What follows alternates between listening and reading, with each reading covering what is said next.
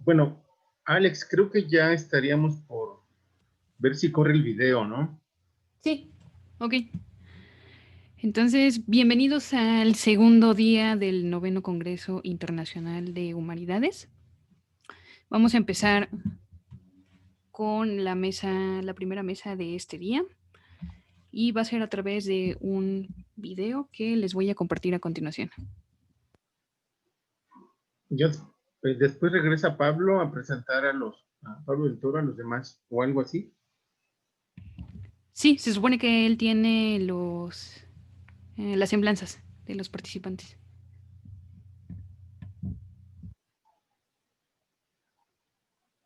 Bueno.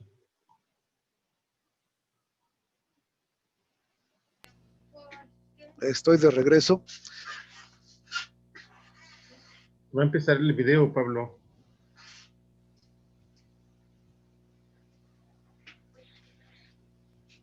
Muy buenos días, amigos. Para nosotros es un placer compartir con ustedes en este Congreso Internacional de Humanidades y Cultura, en esta ocasión en la mesa del Ser y el Conocimiento, con la ponencia titulada El carácter fundamental del derecho a la educación, una mirada desde el derecho internacional. Pretender el reconocimiento del carácter fundamental de los derechos económicos, sociales y culturales suscita en el ámbito académico jurídico amplios debates, generando posiciones que desde la órbita de la doctrina científica constitucional lastra, disminuye o reduce el valor jurídico de estos derechos. Este debate, ligado a la necesaria e inmediata justiciabilidad de los mismos, conduce al desmayo en las intenciones de ofrecerle un carácter fundamental a estos derechos. Pendiente de solución definitiva, incluso a partir de la regulación que han recibido en los ordenamientos jurídicos, focalizan mayor trascendencia en las sociedades latinoamericanas, inmersas en una histórica deuda económica y social con considerables sectores o grupos sociales que han sufrido elevados costos de disminución en su realización efectiva. La presente ponencia tiene como objetivo analizar el derecho humano a la educación a partir de su carácter fundamental como derecho económico, social y cultural y su expresión en algunos instrumentos jurídicos internacionales. Tanto la Carta de la ONU como la Declaración Universal de Derechos Humanos consagraron como principio la responsabilidad y competencia de los Estados en la protección de los derechos y libertades de los hombres y mujeres. Le corresponde a cada Estado, a partir de la voluntad soberana de su pueblo, establecer las garantías y recursos para el ejercicio y defensa de esos derechos y libertades, asegurando medidas legislativas, políticas y programas u otras necesarias para promover y proteger la realización de los derechos reconocidos en los documentos internacionales. En virtud del artículo 29, numeral 2 de la Declaración Universal, son las leyes nacionales de cada Estado las que determinan el contenido específico que en esa sociedad tienen los derechos reconocidos en la Declaración.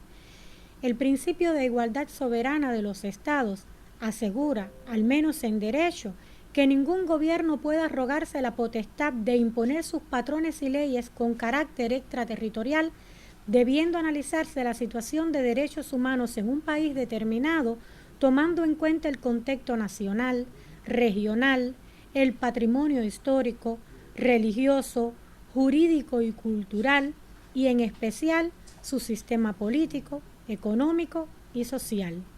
En el caso del derecho a la educación, el artículo 26 de la Declaración Universal de los Derechos Humanos consagra que toda persona tiene derecho a ella, que debe ser gratuita, al menos en lo concerniente a la instrucción elemental y fundamental. En el artículo 13 del Pacto Internacional de Derechos Económicos, Sociales y Culturales se encuentra una mención al derecho a la educación en el que los Estados partes lo reconocen como un derecho de todas las personas que debe orientarse hacia el pleno desarrollo de la personalidad humana y del sentido de su dignidad.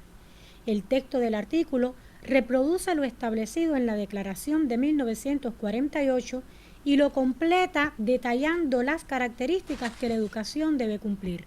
En primer lugar, que la enseñanza primaria sea obligatoria y asequible a todos gratuitamente.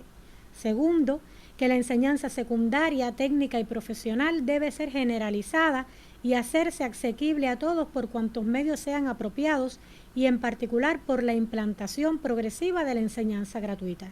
Y en tercer lugar, la enseñanza superior debe hacerse igualmente accesible a todos sobre la base de la capacidad de cada uno. Otros instrumentos internacionales nos indican que la comunidad internacional se ha preocupado por la relación entre el derecho a la educación, la paz, el desarrollo y el derecho al medio ambiente saludable. La Agenda 21 señala: la educación deberá ser reconocida como un proceso por medio del cual los seres humanos y las sociedades pueden alcanzar su entero potencial. Ella promueve el derecho sustentable y mejora la capacidad de las personas para manejar temas como medio ambiente y desarrollo. Los gobiernos deberían tomar pasos activos para eliminar el analfabetismo y expandir la participación de la mujer en todos los ámbitos, tanto en instituciones educacionales como para promover la meta universal del acceso a una educación primaria y secundaria. La noción de derecho a la educación ha estado estrechamente ligada a la idea de garantizar el acceso universal a la escuela a través de las leyes de escolaridad obligatoria. Esta visión básica del derecho a la educación como derecho a la escolarización y a la obtención del certificado escolar se ha mostrado insuficiente. Las políticas educativas y la comunidad internacional han evolucionado hacia una redefinición de este derecho como el derecho a aprender. Esto implica, entre otras cosas, que recibir una educación de calidad debe ser visto como parte del derecho a la educación.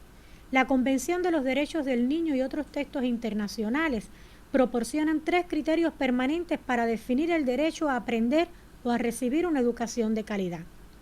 En primero, desarrollar al máximo posible las capacidades de cada individuo. Promover los valores consagrados en la Declaración de los Derechos Humanos, esto es, la igualdad entre las personas, el respeto a la diversidad, la tolerancia y la no discriminación, la promoción del bien común, y equipar a los estudiantes con las capacidades y conocimientos necesarios para llegar a ser una persona socialmente competente. El carácter evolutivo de la concepción del derecho a la educación implica que siempre habrá un debate académico y conflicto político sobre cómo definir en cada época y para cada sociedad los alcances prácticos de este derecho. En particular, su visión contemporánea se compondría de 3 dimensiones: derecho a la escolaridad, que garantice acceso, promoción y egreso de los ciclos escolares considerados fundamentales; derecho al aprendizaje socialmente relevante y según las capacidades de cada uno; y derecho a un trato digno y a condiciones de igualdad de oportunidades. Los objetivos de educación para todos, expresados en el marco de acción de Dakar, asumieron una perspectiva multidimensional de este derecho, ofreciendo una conceptualización más ambiciosa que incluye los siguientes requisitos: disponibilidad. La educación fundamental debe ser gratuita y obligatoria para todas las personas, debiendo eliminarse las cargas y costes y dotando de ayudas a la infancia que atraviesa mayores dificultades, como las niñas, los huérfanos del SIDA o aquellos más pobres. El Estado tiene la obligación de financiarla adecuadamente, destinando un porcentaje de su Producto Interno Bruto a la educación básica. Accesibilidad, que abarca 3 dimensiones: la no discriminación, la accesibilidad material y la accesibilidad económica, a cuyos criterios reiterados en la Convención sobre los Derechos del Niño en lo referido a la accesibilidad, gratuidad y obligatoriedad se suman la aceptabilidad y la adaptabilidad. Si bien la protección y promoción de los derechos y libertades requiere como componente decisivo la aplicación de políticas y programas gubernamentales dirigidos a su fomento y apoyo, resulta innegable que un análisis del contenido del derecho a la educación y a las obligaciones que comprometen a los estados para su efectiva realización permiten la posibilidad de defensa del mismo por diversas vías judiciales y administrativas. Concluimos entonces que el derecho a la educación es un derecho económico, social y cultural con carácter fundamental, perteneciente a la segunda generación de derechos reconocida en el siglo XX, que ha recibido diferentes tratamientos en los ordenamientos jurídicos constitucionales, minimizando en ocasiones su valor jurídico y su justiciabilidad. Su reconocimiento como derecho humano a partir de la Declaración Universal de la ONU y el Pacto Internacional de los Derechos Económicos, Sociales y Culturales se ha ido perfeccionando a través de diversos instrumentos internacionales de carácter general y específico.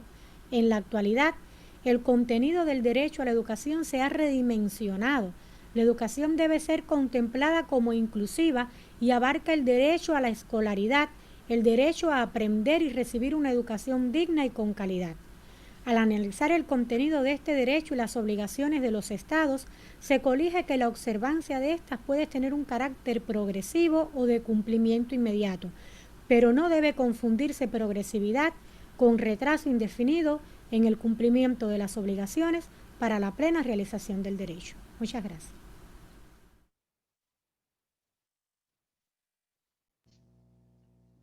Muy bien, hasta allí el video que nos manda la doctora Yadermis Tejada Elías. Y les reiteramos nuestro agradecimiento por estar en este Congreso Internacional sobre Humanidades y Cultura. Damos a continuación la palabra al maestro Raimundo Pablo Tenorio con su ponencia titulada Humanismo y Tecnologías en la Educación, entre la diatriba y el dogma. El maestro Raimundo Pablo Tenorio nació en Atlisco, Puebla, y ha radicado en Texcoco, México, desde hace 45 años. Es profesor investigador de literatura y expresión en la Universidad Autónoma Chapingo y cuenta con una experiencia docente de 46 años en la misma institución, 10 años en la Universidad Nacional Autónoma de México y 6 en la Universidad de la Comunicación.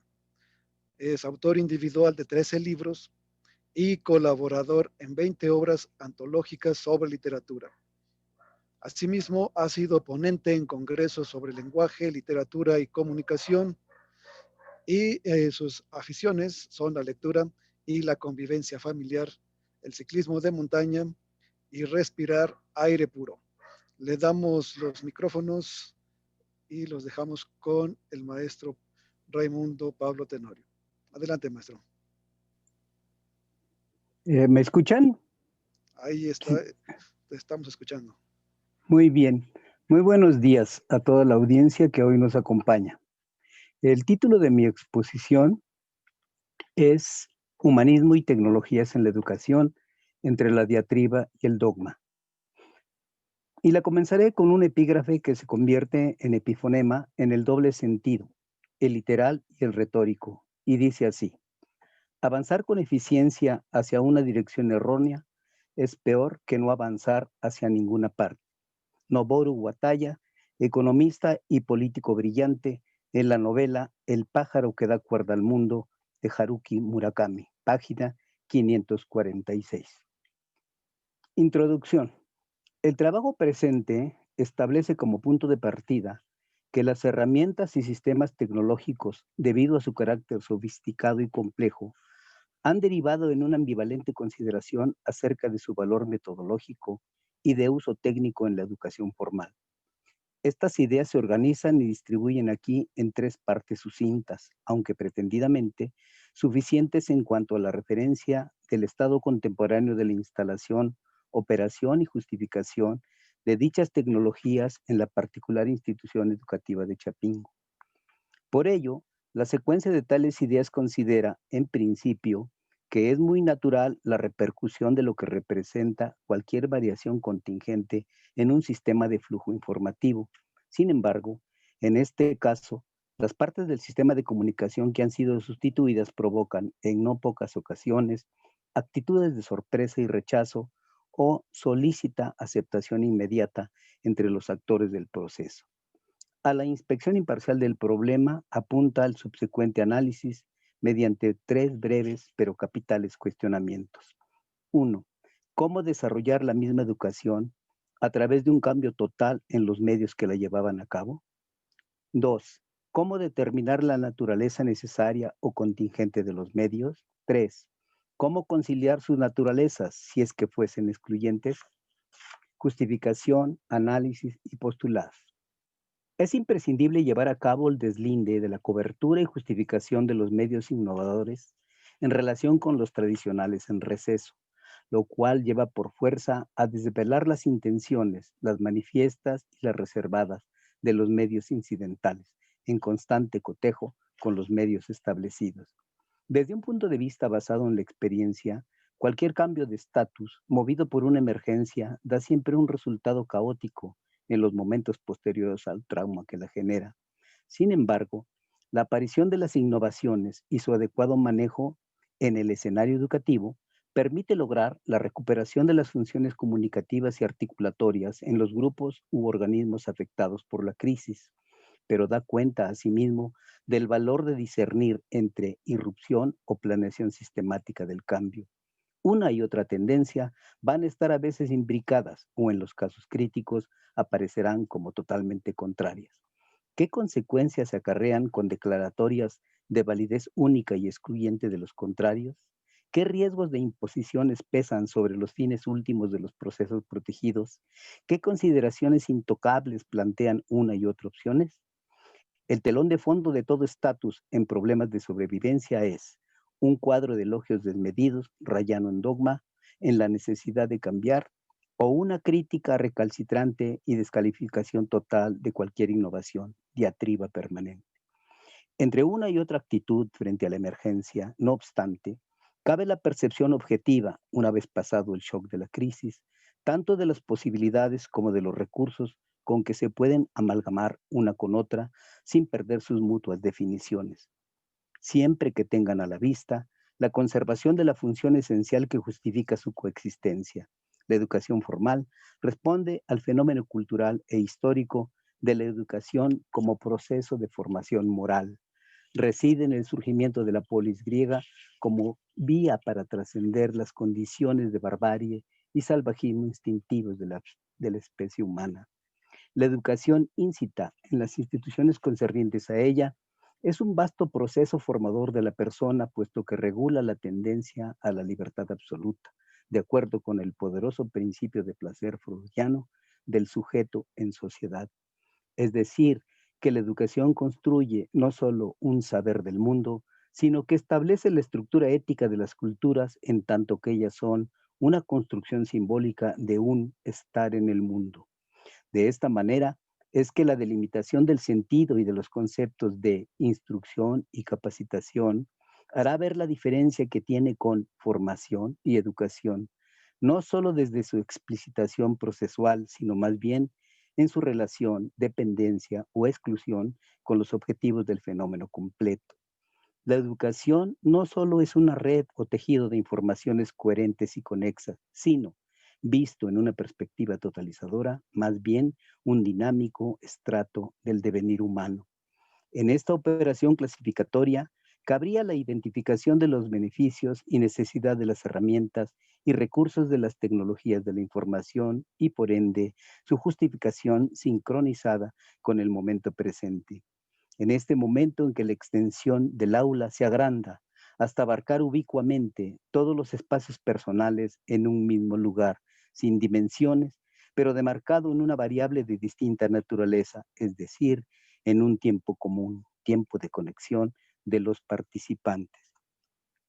El equívoco metodológico es que la virtualidad de los medios no es concebida según la descripción de la mecánica teórica contenida en el principio de D'Alembert para los sistemas dinámicos, sino como sinónimo de representación audiovisual, o sea, como imagen de la realidad.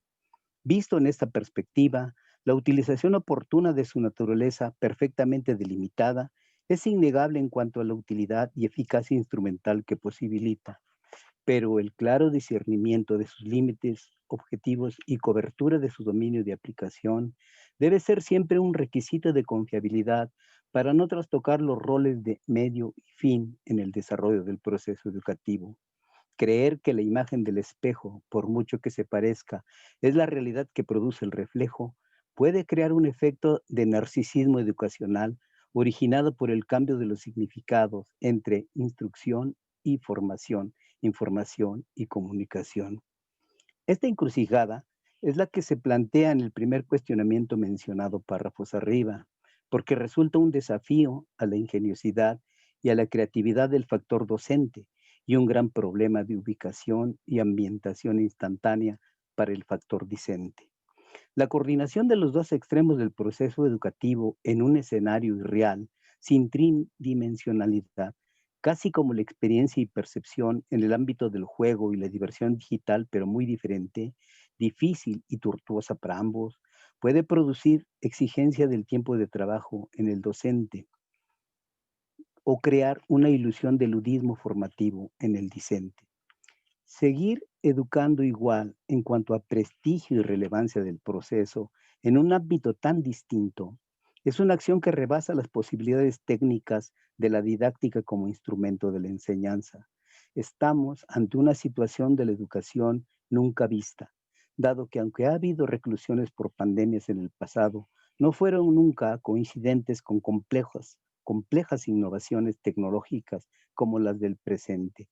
De hecho, la situación actual es tan inusitada y original que ha creado una nueva didáctica, en algunos momentos, ejecutada como servomecanismo de un sistema automatizado que como tal se regula por sí mismo. Sin embargo, el punto que nos orientará sobre la conciliación de los dos sentidos de la educación hoy a través de su instrumental didáctico, así como de la necesidad de hacer algo impostergable ante la urgencia de seguir funcionando y cambiar al mismo tiempo, es la referencia a un sobreestatus. Desde esta perspectiva podremos responder el primer cuestionamiento propuesto en la introducción de la ponencia. Ya que nos encontramos en un escenario distinto al tradicionalmente inherente al acto educativo llamado clase, que se constituía por tres factores: docente, discente, espacio o lugar de concurrencia en un tiempo común, es preciso no soslayar en su recreación por medios digitales el sentido primordial del mismo. Desplazar los recursos de claridad y amplia ilustración mediante esquemas de explicación al puro ámbito informativo recorta el sentido colaborador indispensable de la didáctica. Por su momento de ingreso en el mundo de la comunicación humana, las tecnologías de la información y la comunicación tienen una base de naturaleza organizacional en su dinámica procesual, no relacionada per se con la educación. Llevarlas a la comunicación educativa sin mayor tratamiento o adecuación ocasiona un incremento en una parte, la menos formativa, correspondiente al control del proceso de aprendizaje, ya que reduce la espontánea respuesta que el diálogo entre maestro y discípulo producía en el fenómeno de dar una clase en el salón. El salón no solo es un espacio ambiente, que solo en él se constituye el pleno sentido literario.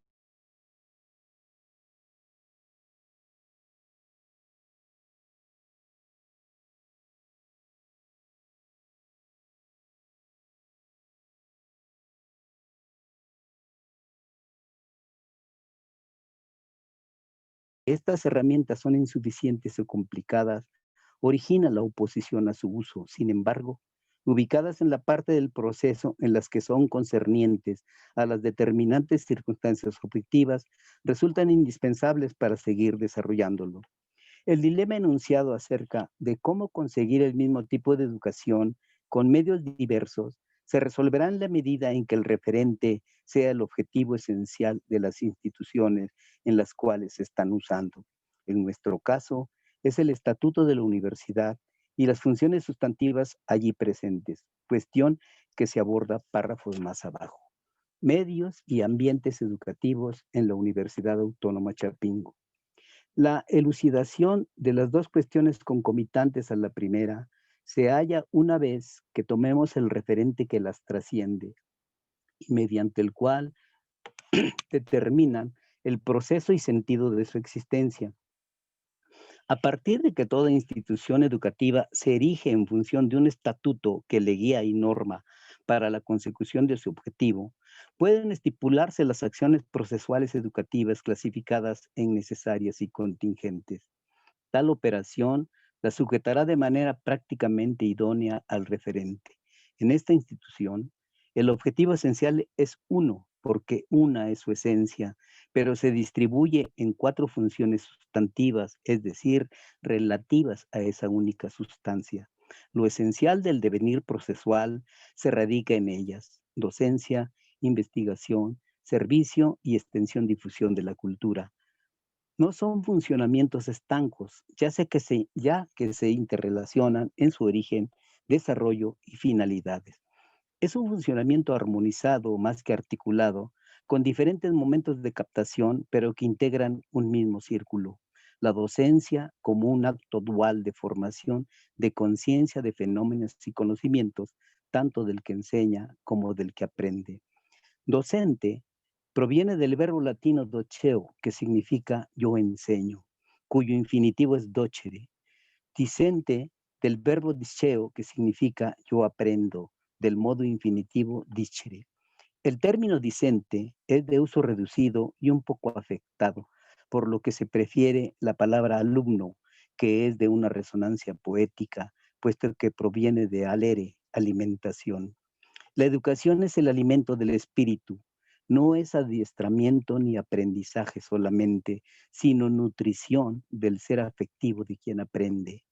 Es bajo esta luz del objetivo esencial educativo como podríamos establecer el carácter necesario o contingente de las herramientas, cualquiera que éstas fueran.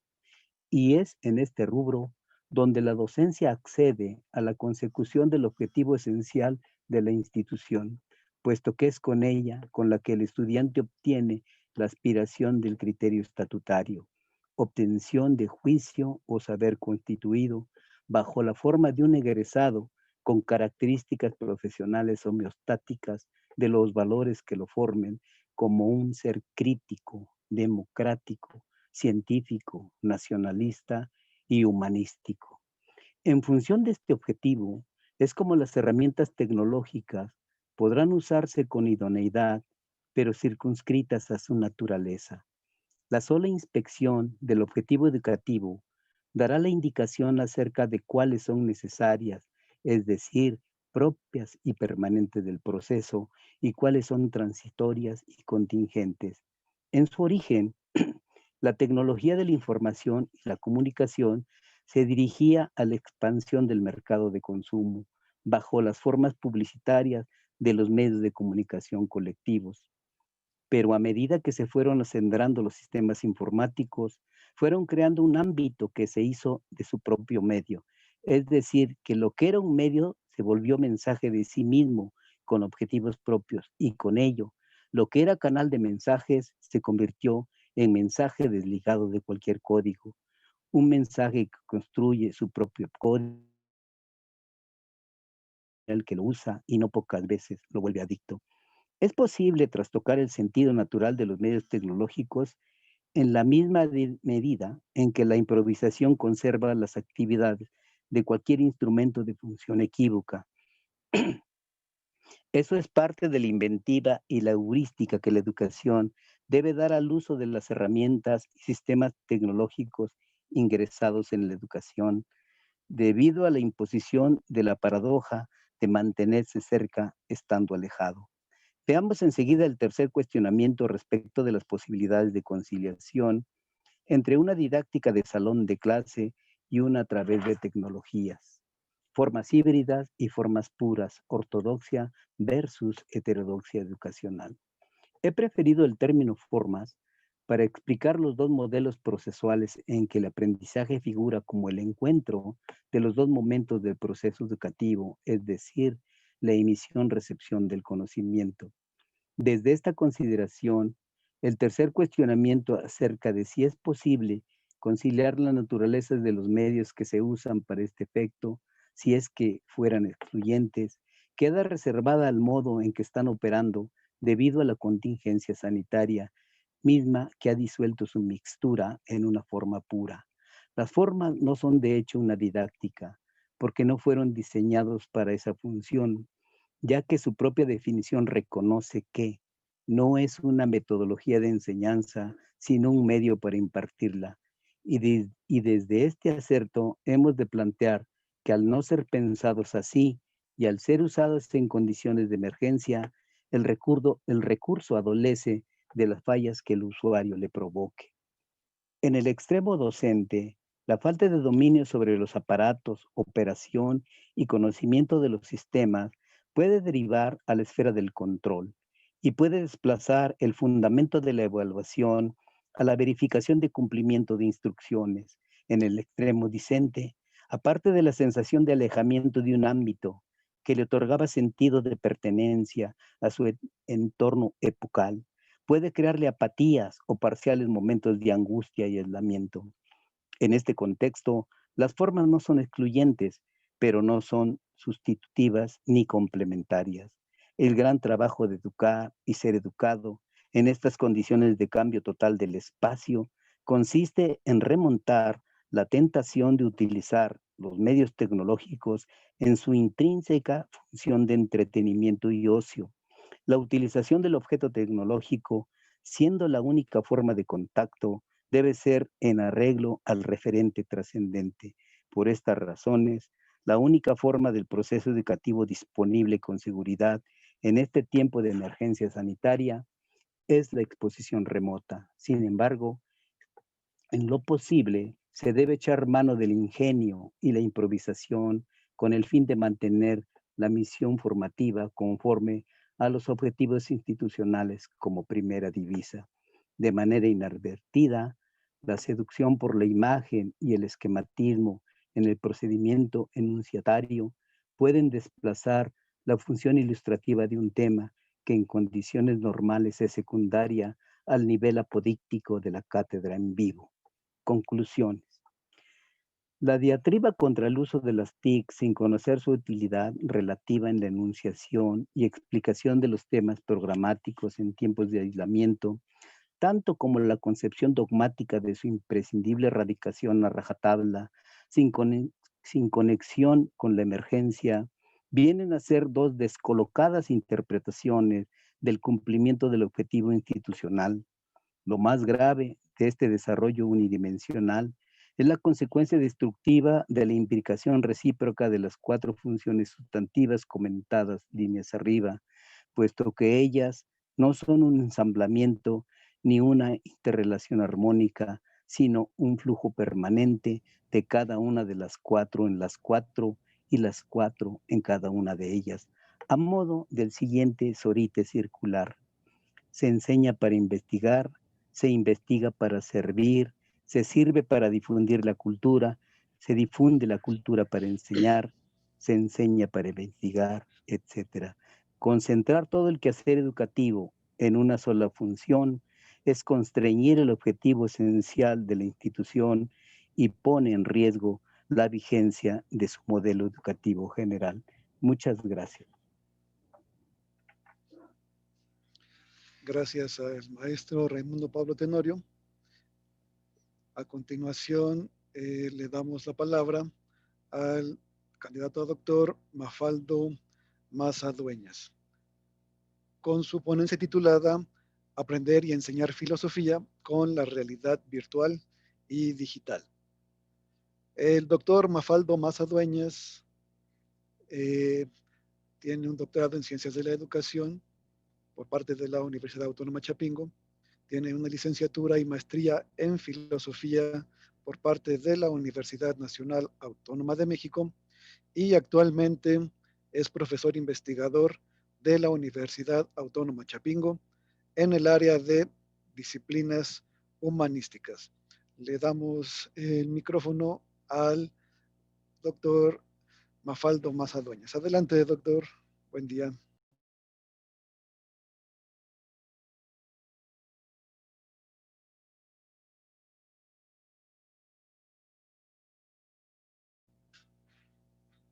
Sí, bueno.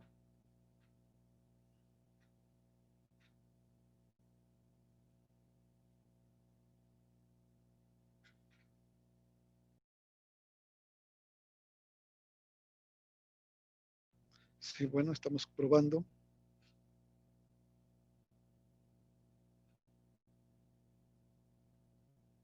No escuchamos al doctor Mafaldo Maza Dueñas.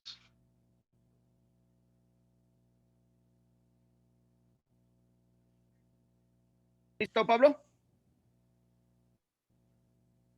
Muy bien, ya estás en Gracias. Imagen y ya está tu sonido. Adelante, doctor. Gracias, Pablo. Buenos días, colega. Buenos días a todos. Espero que se encuentren muy bien. La ponencia que mencionabas al momento de la presentación fue la del día de ayer, pero en realidad tiene relación con la de hoy.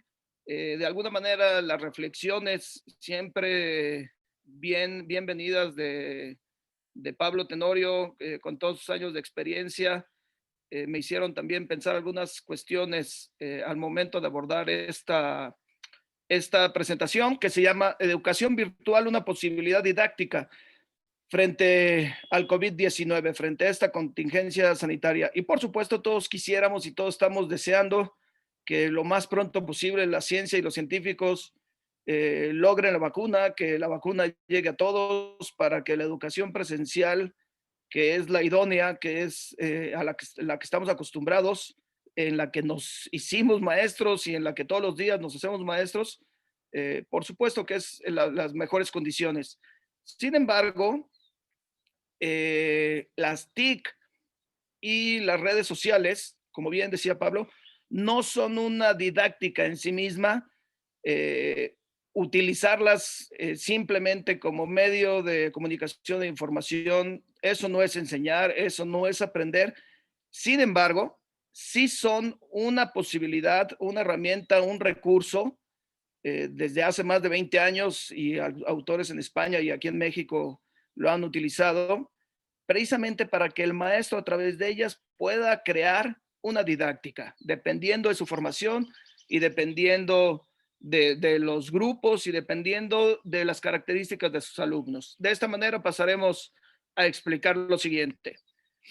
Por supuesto que cuando llegó el COVID, no estábamos listos, no estamos listos los profesores para esto, no estábamos listos los alumnos, no estaban listas las universidades, y en el caso concreto de la Universidad Autónoma de Chapingo, que tiene gran aporte en recursos económicos.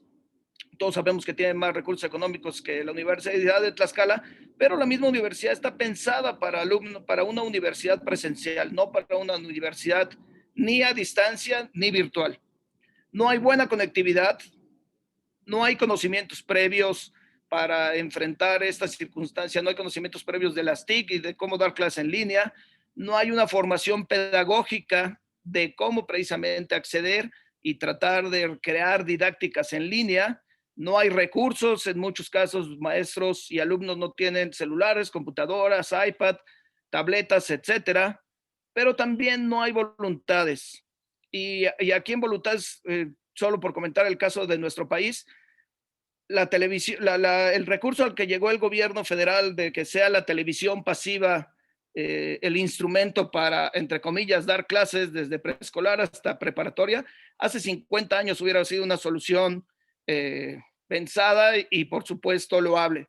Hoy en día, teniendo a uno de sus principales aportadores como Slim, en realidad hubiera sido una gran oportunidad para que fuera la cuarta transformación y brindar de conectividad a todo el país, que en realidad se puede, pero bueno, por X, Y o Z no lo quisieron hacer, y también en ese caso no hay voluntades. Lo bueno es que en el caso de los que nos dedicamos a la docencia, creo que sí hay voluntad, y en ese sentido, aunque no estábamos listos para todo eso, creo que parte de la esencia de la educación es siempre aprender de los retos. Y un reto es desde cuando uno va a iniciar el semestre, pensar cómo se va a presentar a los alumnos, porque son alumnos nuevos y aunque tal vez sea un grupo que uno ya los conoce, es nuevamente un reto nuevo presentarse, es un reto nuevo presentar los conocimientos y los aprendizajes desde otra perspectiva, de tal manera que siempre estar dentro de educación es esta posibilidad de enfrentarse a los retos, y no hay que tenerle miedo a los retos, no hay que tenerle miedo a la presión. Si tenemos esta presión es porque de alguna manera no la hemos ganado, y la presión es precisamente ese ánimo de querer hacer nuevas cosas. Quisiera mencionar dos antecedentes importantes con respecto a la educación digital y a la educación virtual. Aunado también a la presentación de ayer, estos son de otros textos. Julio Cabero, que es uno de los especialistas, menciona: el alumno no es un procesador pasivo de información, aún hablando en el caso de las TIC. Por el contrario, puede ser un receptor activo y consciente de la información mediada que le es presentada, de manera que con sus actitudes y habilidades cognitivas determinará la posible influencia cognitiva afectivo-psicomotora del medio. Este aspecto es de extraordinaria importancia en el aprendizaje adulto, ya que está demostrado que aquellas acciones mediadas que no tienen en cuenta sus características y aprendizajes y habilidades adquiridas a lo largo de la vida tienden a fracasar. Por otro lado, el año pasado la doctora Bosco, con la cual he tenido la oportunidad de hacer una estancia doctoral, que es una especialista en México de educación a distancia, y la verdad es que me ha ayudado mucho en ese sentido para las estrategias que presentamos ayer, menciona lo siguiente. Dado lo anterior, tenemos que el modelo emergente, que estamos en una situación emergente, de la sociedad red, es el mejor, perdón, que explica una larga serie de manifestaciones tecnológicas, políticas y culturales acerca de las formas de interacción social dentro de la llamada era de la información. En este sentido, pasaremos a explicar cómo pudiéramos elaborar la didáctica, porque ese es el reto, tratar de presentar bajo qué argumentos, bajo qué fundamentos pudiéramos elaborar una didáctica, cada quien desde su formación, desde su materia, desde sus contenidos. Y ayer, en una de las preguntas que me hacía la maestra Lavinia, que la contesté, yo le comentaba que precisamente esta pudiera ser una mejor respuesta a lo que ayer mencionaba.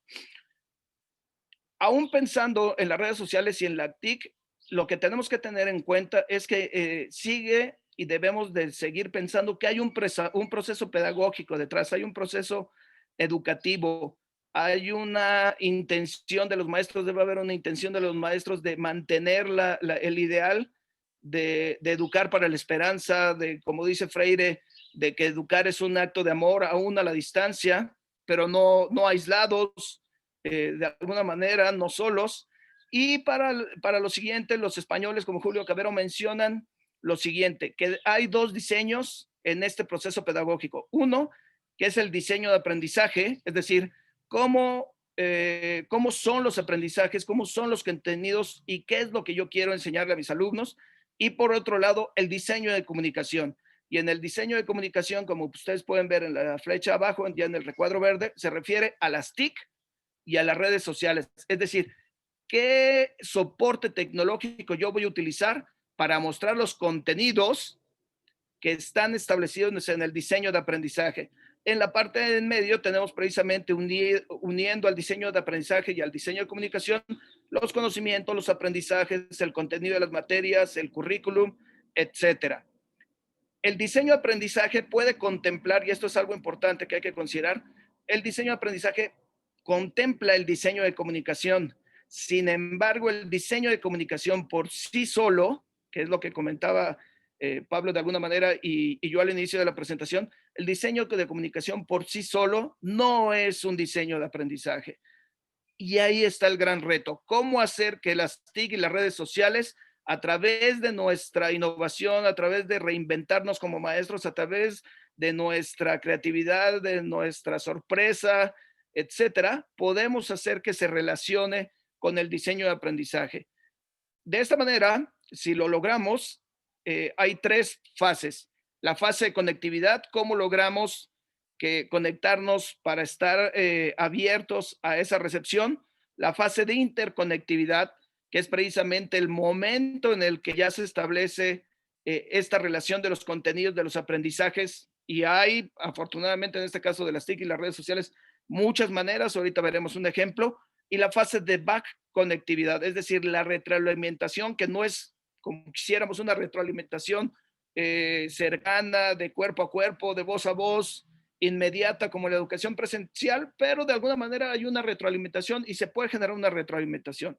Aún esto, con todas estas posibilidades, se puede desarrollar, por supuesto, procesos cognitivos, emotivos, físicos, lúdicos y agónicos en relación con los contenidos, con reflexiones de los alumnos, de uno mismo, con su entorno, porque cada quien está en su entorno, pero a través de actividades uno puede hacer que el alumno reflexione sobre el entorno en el que ahorita está en esta situación emergente, reflexiones sobre uno mismo, sobre los demás, sobre su postura ante la educación, que en el caso de los alumnos de Chapingo, que viven en la universidad y ahorita estar dentro, estando en su familia, representa otros retos para ellos. Y por supuesto, para todos hay un nuevo aprendizaje experiencial, vital, interpretativo y puede ser también, por supuesto, artístico y emocional. Y de igual manera, como yo lo mencionaba ayer en la otra presentación, la evaluación debe cambiar. Y en el caso concreto de mi situación como docente en mis grupos de Chapingo, yo también abogué en gran parte, de por sí lo hago en las clases presenciales, ahora con mayor razón, abogar por la autoevaluación de los alumnos en esta situación tan emergente, porque es importante que aprendan a tomar decisiones. Algunas características inmediatas del diseño de aprendizaje. Preguntas claves para el diseño de aprendizaje. ¿Qué tipo de información queremos transmitir? ¿Cuál es el canal más adecuado para una determinada información? ¿Cómo situar los contenidos informativos sobre el interfase gráfico? ¿Cómo distribuirlo y hacerlo llegar a los usuarios, en este caso a los alumnos? ¿Cuál es el mejor soporte? TIC y redes sociales. ¿Cómo manejar, procesar, analizar, evaluar, archivar esa información y cómo va a interactuar con nuestros alumnos? ¿Cómo asegurarnos de una óptima comunicación? Que en este caso es la cuestión de la conectividad, y un ejemplo concreto lo tenemos en la plataforma de Teams, que si bien Chapingo y las universidades se han dado a la tarea de dar capacitación, en realidad Teams funcionaría perfectamente si supiéramos que todos nuestros alumnos tienen conectividad idónea del 100% a una hora en un cierto lugar cada quien, pero eso es algo que no está pasando, es algo que difícilmente va a pasar. Entonces debemos de buscar alternativas para que cada quien, las actividades que estamos promoviendo y proponiendo, los alumnos lo puedan realizar en sus momentos de conectividad. Por otro lado, también habría que hacer mención cuando luego decimos que los alumnos se toman las libertades de decir que no tienen conexión, pero se conectan a una clase y a la nuestra no. Ahí más bien yo haría la reflexión: ¿por qué están dispuestos de gastarse sus datos en unas materias y en las mías no? Quiere decir que algo estamos haciendo mal en este caso, pudiera ser. ¿Qué equipo soporta los canales e interfaces estudiados? Equipo celular, computadora, tablet, etcétera. ¿Y qué herramientas permiten desarrollar este tipo de materiales? Con respecto al diseño de comunicación, el objetivo consiste en que el sujeto descodifique la información que le proporciona el usuario con el menor esfuerzo posible, es decir, hacerlo de la manera más sencilla posible. Y ese es un reto que también tenemos en la educación presencial. ¿De qué manera lo que nosotros sabemos y queremos enseñarle a los alumnos, se lo presentamos de la manera más sensible, con las palabras más sencillas, sin quitarle los contenidos epistémicos o epistemológicos de nuestra materia, que son importantes? Por supuesto, también en el diseño comunicativo, el centro es el mensaje, no las TIC, no las redes sociales, no el maestro, sino el mensaje que el maestro está proponiendo, y ahí está la clave para elaborar la didáctica. En el diseño comunicativo, el control lo ejerce el usuario, es decir, en el momento que nosotros ya elaboramos esta didáctica, utilizamos las TIC o las redes sociales para enviar el mensaje que nosotros queremos compartir, en realidad el control lo dejamos de tener nosotros y lo tienen los alumnos. Ejemplos de un diseño de comunicación, como lo podemos ver en esta situación emergente: Teams, Zoom, Meet, WhatsApp, Moodle, YouTube, blogs de trabajo, etcétera. ¿Cómo elaboraríamos o cómo se puede elaborar una didáctica? Elementos esenciales en el diseño de comunicación y de aprendizaje. Si contemplamos un proceso didáctico en el cual hay una ida y vuelta entre enseñanza y aprendizaje, el diseño de los aprendizajes estaría determinado por las estrategias digitales que nosotros vamos a utilizar para compartir el mensaje. La práctica docente es en gran parte y en gran esfuerzo por qué enseñar esos mensajes, esos contenidos, esos aprendizajes, y al mismo tiempo nos estamos convirtiendo hoy más que nunca en esta situación en emisores de la información, en emisores de contenidos, en emisores de emociones, en emisores de conocimientos, que el alumno debe tener la responsabilidad de, en esta situación, de ser precisamente él el que tome las riendas en este sentido. Por supuesto, esto implica también encontrar las maneras de motivar a los alumnos para acercarse a eso, y esa motivación en esta situación emergente se trata de los espacios digitales. Y los espacios digitales pudiéramos considerarlos en el sentido de cómo y para qué estoy yo transmitiendo esa información, ese aprendizaje, esa reflexión, que queremos que los alumnos se apropien de ella para que sean posiblemente aprendizajes significativos. Y el diseño de comunicación se va a referir precisamente a los aprendizajes significativos en el sentido de que nosotros, aún bajo esta circunstancia emergente, tenemos la responsabilidad de decirle a los alumnos que precisamente lo que están aprendiendo les puede servir para la vida, que al final de cuentas es uno de los objetivos de la educación, además de su formación académica y profesional, que lo que aprenden todos los días, ya sea en la escuela presencial o en esta situación emergente, les tiene que servir para la vida en todos los sentidos. Aquí sí es importante mencionar, yo ayer les enseñaba una encuesta en la que la mayoría de los alumnos tienen acceso a un celular y pueden tener acceso a una conectividad aún caminando 20 o 30 minutos, pero en realidad nunca han utilizado el celular para fines educativos. Esa debe ser otro gran reto de los maestros, que por supuesto no estábamos preparados para ello, pero es parte de nuestra formación y de nuestra responsabilidad en esta circunstancia, decirle a los alumnos cómo pueden utilizar las TIC y las redes sociales en beneficio de su educación.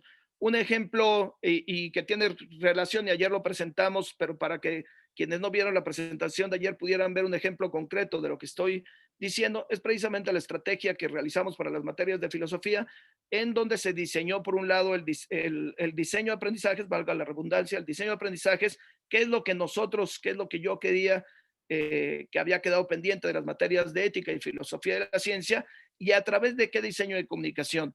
Relacionamos ambos y lo que hicimos fue crear un blog que se llama, ahí está el link, crear un blog en el que precisamente utilizamos de manera inmediata 5 videos de YouTube que tuvieron una gran, la verdad es que yo estoy muy contento porque sirvieron de mucho a los alumnos. En el mismo blog ellos a través del video podían tener acceso a las actividades ya mencionadas en el video, y actividades como que después de la misma del video ellos podían, una de las actividades que a mí me gustó mucho es que en la circunstancia y en su comunidad ellos debían de ir a tomar algunas fotografías que tuvieran que ver con elementos de virtudes y valores en su circunstancia ideal. Por supuesto que yo no estaba ahí, los demás alumnos de ellos no estaban ahí, pero es un encontrarse consigo mismos. Aquí tenemos algunos. 2 minutos, doctor. ¿Mandé? 2 minutos, doctor. Sí, perfectísimo, Pablo, ya casi concluyo.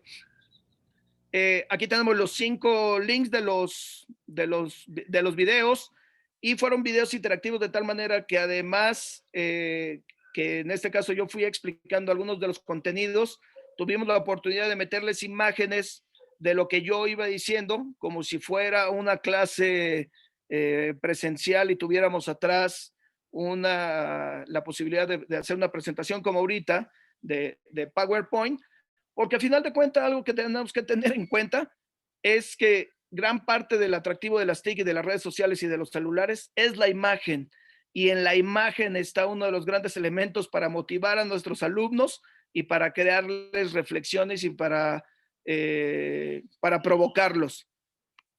Otro ejemplo de esto fue el diseño de comunicación. Fue una aplicación que se baja de manera gratuita, llamada Action Bound, y